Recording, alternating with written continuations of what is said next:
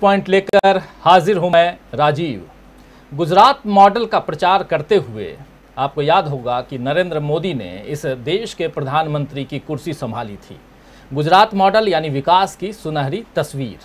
मोदी जी का दावा था कि जैसे उनके मुख्यमंत्री रहते हुए गुजरात में विकास की बाढ़ आई है, वैसा ही विकास वे देश में करके दिखाएंगे जब उनकी सरकार आएगी। उन्होंने अपने लिए 60 महीने मांगे थे। आप सब याद कीजिए 2014 का समय, जब चुनाव प्रचार में वो निकलते थे तो कहते थे कि मुझे आप लोग, उनको आपने 60 साल दिए, मुझे आप 60 महीने दे दीजिए। जनता ने दिए 120 महीने, 60 की जगह डबल, छप्पर फाड़ के जिसे कहते हैं। लेकिन बदले में जनता को क्या मिला, ये आज के गुजरात की तस्वीर देख करके आप समझ सकते हैं। गुजरात में बाढ़ का पानी विकास का कहर बनकर लोगों के घरों में घुस आया है। इस बाढ़ के कारण 60 से ज़्यादा लोग जो हैं उनकी जान चली गई। गुजरात का विकास बाढ़ के पानी के साथ बह रहा है और अब मोदी जी झारखंड के लोगों को विकास का महत्व समझाने पहुंचे हैं।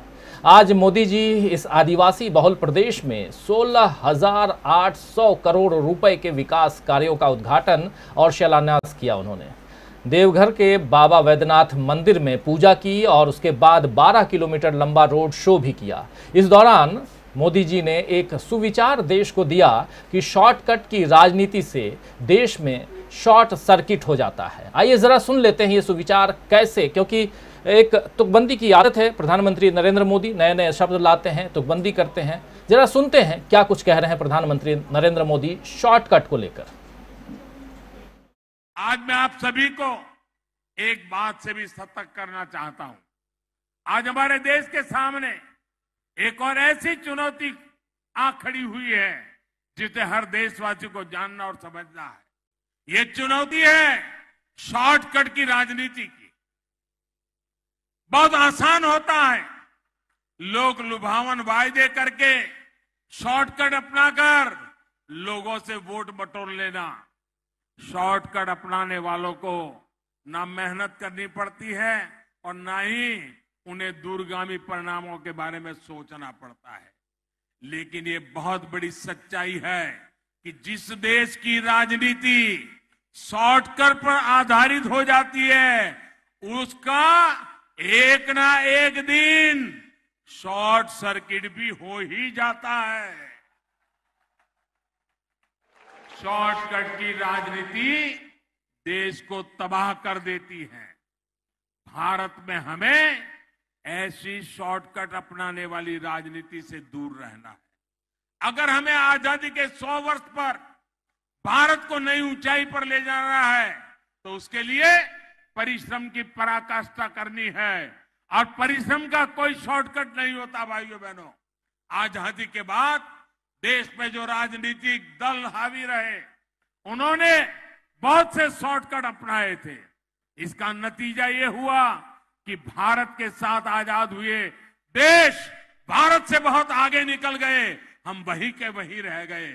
आज हमें अपने देश को उस पुरानी गति से बचाना है। तो सुन रहे थे आप दोस्तों, मोदी जी पिछली सरकारों की आलोचना करने के लिए नए नए शब्द बड़ी चतुराई से गढ़ लेते हैं। हालांकि बुराई करने के इस शॉर्टकट में वे भूल गए कि अभी जिन सार्वजनिक निकायों का निजीकरण हो रहा है, जो रेलवे स्टेशन, एयरपोर्ट निजी हाथों में सौंपे जा रहे हैं, वो सब पिछली सरकारों ने ही बनाए हैं। इसरो से लेकर डीआरडीओ, आईआईटी, आईआईएम और एम्स तक कई बड़े संस्थान उन्हीं सरकारों की मेहनत का नतीजा है और जिन पर शॉर्टकट अपनाने के आरोप मोदी जी लगा रहे हैं। मोदी जी पिछली सरकारों की उपलब्धियों को ही नहीं नकार रहे हैं, बल्कि न्यू इंडिया बनाने की उनकी चाहत भारत की पहचान ही बदल रही है। इसका ताजा उदाहरण है नए संसद भवन की छत पर लगाया गया अशोक स्तंभ। कहने को तो इस अशोक स्तंभ को सारनाथ वाले असली स्तंभ की तरह बनाया गया है, लेकिन इसमें बने शेरों को देखकर ही समझ में आ जाता है कि पुराने भारत और न्यू इंडिया का फर्क क्या है। सारनाथ के अशोक स्तंभ के जो 4 सिंह हैं, वे शक्ति, साहस, आत्मविश्वास और गौरव के प्रतीक हैं। उनकी मुख मुद्रा में एक गरिमा और ठहराव महसूस किया जा सकता है। आप दोनों तस्वीर को देख रहे हैं अभी स्क्रीन पर। सारनाथ के सिंह सुडौल नजर आते हैं, जबकि सेंट्रल विस्टा के अशोक स्तंभ के सिंह तस्वीरों में बेडौल दिख रहे हैं, उनमें सुगढ़ता का अभाव दिख रहा है और वो गुस्से में दिख रहे हैं। सत्यमेव जयते का जो मूल मंत्र भारत के लोगों को लोकतंत्र की रक्षा के लिए दिया गया है, वो इस स्तंभ में नजर नहीं आ रहा है दोस्तों। तो सवाल ये उठता है कि क्या अब ये नया अशोक स्तंभ ही नए भारत का प्रतीक होगा, और क्या इसे अशोक स्तंभ कहा जाना चाहिए या कोई और नाम दे देना चाहिए। सवाल यह भी है कि गुजरात मॉडल को ध्वस्त होते देखने के बाद अब क्या हम पुराने भारत के मलबे पर एक नए स्तंभ को खड़ा होते देखेंगे। तो दोस्तों, बहुत सारे सवाल हैं। आइए गुजरात मॉडल से ही शुरुआत करते हैं और इस चर्चा में हमारे साथ कुछ वरिष्ठ साथी भाग ले रहे हैं। आइए सबसे परिचय करवाऊं। हमारे साथ इस वक्त 5 वरिष्ठ साथी हैं। पॉलिटिकल एनालिस्ट के रूप में हमारे साथ जुड़े हुए हैं रिटायर्ड IPS हैं विजय शंकर सिंह जी। आप सब भली भांति उनसे परिचित हैं। विजय शंकर सिंह जी, आपका स्वागत करता हूं इस कार्यक्रम में। डॉक्टर राकेश पाठक जी, वरिष्ठ पत्रकार, हमारे साथ हैं। आपका स्वागत करता हूं डॉक्टर राकेश पाठक जी।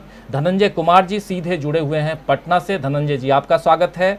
हमारे साथी प्रेम कुमार जी, वरिष्ठ पत्रकार, हमारे साथ जुड़े हुए हैं। प्रेम कुमार जी, आपका स्वागत। और हमारे ऑनलाइन एडिटर अमलेंदु उपाध्याय जी, आपका भी स्वागत है। स्वागत करता हूं आप तमाम दोस्त, साथी, शुभचिंतक जो अब तक जुड़ चुके हैं, जो जुड़ने वाले हैं, आप सबका भी इस कार्यक्रम में। अशोक स्तंभ पर बात कल से चल रही है। अशोक स्तंभ, जी हाँ, वही जो हमारा राष्ट्रीय प्रतीक है, लेकिन उस जो स्तंभ है उसमें जो शेर हैं उनको आप देख रहे हैं। अगर कल से हम उस विजुअल को दिखा रहे हैं तो आपको थोड़ा बहुत फर्क दिखेगा। हमारे साथी अभी बताएंगे कि क्या फर्क है और उस पर क्यों चर्चा हो रही है। सरकार अपना पक्ष रख रही है, सरकार के नुमाइंदे जो हैं वो अपना अपना पक्ष रख रहे हैं, और सरकारी मीडिया जो है वो भी अपना पक्ष सरकार का साथ देते हुए रख रहा है।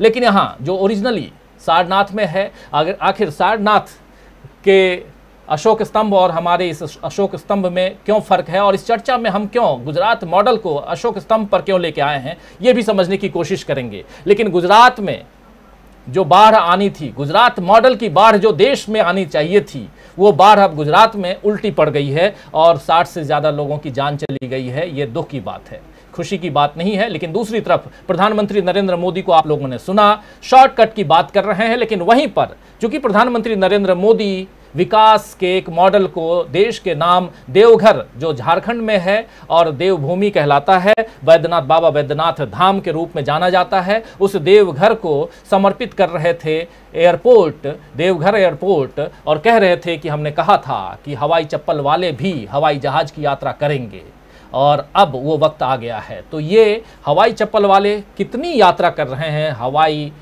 यात्रा कितनी कर रहे हैं, ये देश देख रहा है, आप सब अच्छी तरह से जानते हैं। कुछ भी यहाँ रखने, बताने, समझाने या दलील के लिए पेश करने, तथ्यों के साथ आपके बीच आने की जरूरत नहीं है। हम और आप रोजमर्रा के जीवन में देख रहे हैं कि कितने लोग बेरोजगार